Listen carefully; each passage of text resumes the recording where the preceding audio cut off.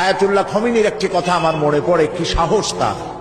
ইমান আকীদা যাই থাকুক, আকীদার প্রশ্নে আমরা আপোষ করব না, কিন্তু এই কথাটা তো বলতেই পারি।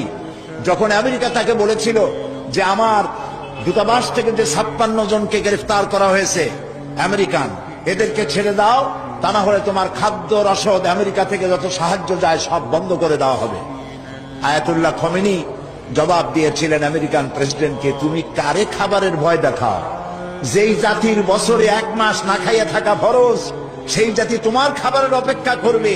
তোমার মতো কাফেরদের খাবারের কোনো পরোয়া আমরা করি না। বিসমিল্লাহির রহমানির রহিম। ইযা জাআ নাসরুল্লাহি ওয়াল ফাth ওয়া রাআইতান নাস ইয়াদখুলুনা ফী দীনিল্লাহি আফওয়াজা ফাসাব্বিহ বিহামদি রাব্বিকা ওয়াস্তাগফিরহু ইন্নাহু কানা তাওয়াবা। ওয়াসসালামু আলাইকুম ওয়া রাহমাতুল্লাহি ওয়া বারাকাতুহু।